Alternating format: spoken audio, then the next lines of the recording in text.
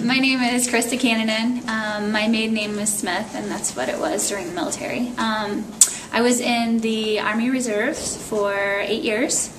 I joined in 1997, and I finished my contract in 2005. So, why did you join the service?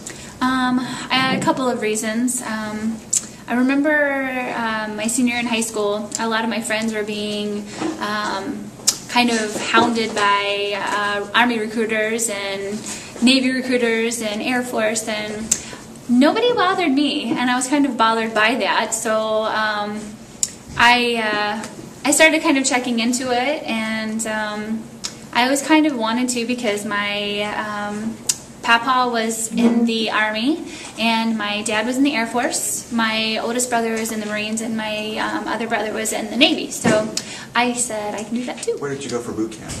I went to Fort Jackson, South Carolina, and that was 8 weeks long. Really what was it like unforgettable experience, to be honest. Is it between like all women, or did it have That's to be? a really good question. No. Basically, there are 4 what they call bays, and they're like these huge rooms that have little cubicle areas where there are like in each cubicle there are 2 bunks, which can house 2 people. So there are 4 people in a little cubicle area, and you have like a foot locker where you keep all your stuff. And there are about 50 women on our area. During like training and like whenever you do like your exercises and stuff, would they treat the women the same as they treated the men? Absolutely, yeah.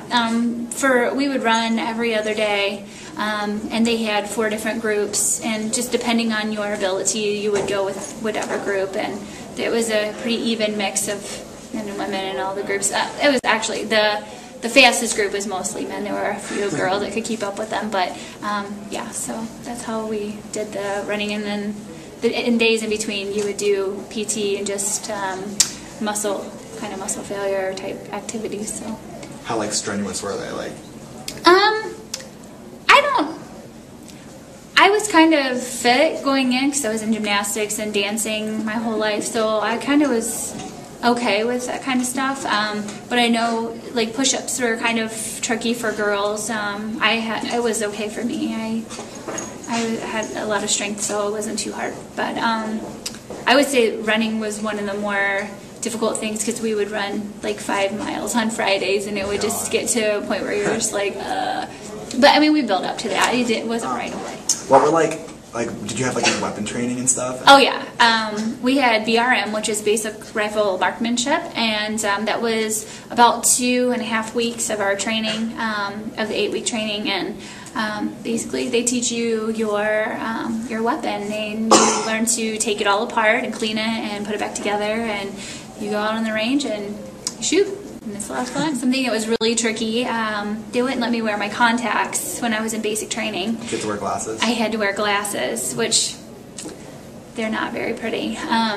The men and the women wear the same frame, so you just kind of look very manly and not very attractive. You're required to wear a certain type of glasses? Yeah, they give you the, I mean, they have the optometrists give you your lenses inside these frames, and all the men and women have the same frames. And probably got really hot. It was really hot. We would have to take an extra t-shirt, an extra change of socks. So once we marched where we were going, we would all take turns going into these portalettes and changing our shirts and our socks because they were soaked. It was just so hot.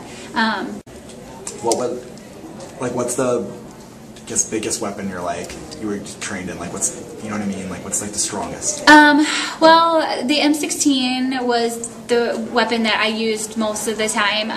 There is one day where they do U.S. weapons where you get to go and you get to kind of get behind a lot of them. And how many like push-ups would you have to do? Like what was the most push-ups you had to do once? Oh my gosh. I think I probably counted at one point and it was like 75. But I mean, you can also, they would let you do a rest position where you would like kind of have your hiney up in the air, like yoga kind of thing, but it was your resting position. You're allowed to go up for like 15 seconds or so, and then you have to go right back. What was your worst day in boot camp? Going to the gas chamber definitely was the worst.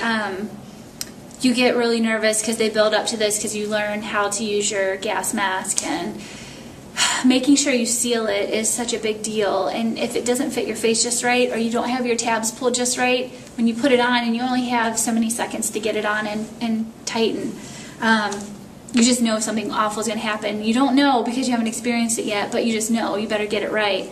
And you practice it and practice it. And then finally that day, you're going to the chamber to get gas. You're so nervous, and they feed you chili mac before you go in, which is the worst. And it's one of their little ways of being evil drill sergeants to you. And so you try not to eat, but at the same time you're starving because you've been out training all day, and you're not sure if your next meal is going to be an MRE or if it's going to be a hot meal. So you're just like, you're eating, you're hungry. And so anyway, you go into the gas chamber, and they line everybody up in a big circle, and they say gas, gas, and you have to put it on. Well, actually, you have to get it out of your little compartment that's on your leg first. You get it out, you have to put it on, put it over, and you have a little hood that goes over as well, which helps keep the fumes out. And then you get it sealed, and you can feel it suction to your face, and you got a good seal, and it's like, oh, thank goodness. And then you see all the gas coming in, and you're just like so thankful that your gas mask works. And that's part of the training, is that you realize how important it is to get it on within 8 seconds, and that, if you don't, you could die.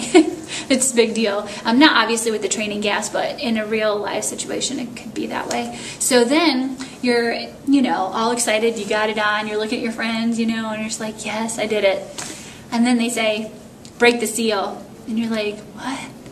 No! So then you have to pop the bottom, and you have to hold it up, and you have to inhale the gas. And it gets all inside your gas mask. And then they make you reseal it. Meanwhile, you're gagging and choking. And you start feeling it tingling on your face because the gas is like burning your skin. And it feels horrible. But you have to stay in there for so long, and then they finally let you come out, and then you can take it off. And so many people are, on both sides of the walkway vomiting, and it's just disgusting. I didn't vomit, but I had the. It was tear gas, basically. It's not. To me, it was a big deal, but it's probably not that. Honestly, as much of a commitment it is for the reserves, there are shorter terms available these days, and bonuses are better too. But I'm fully supportive for any young person to do it. I feel like it made me stronger in a lot of ways, because they definitely break you down.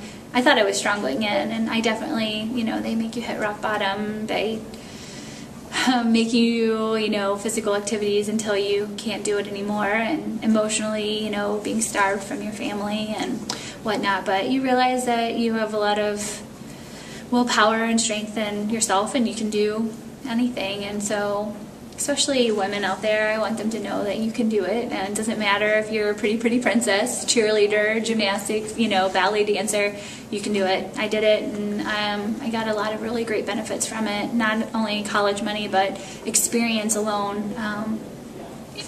There's nothing like it. So I just want to encourage any women or young men to join any of the service branches. So.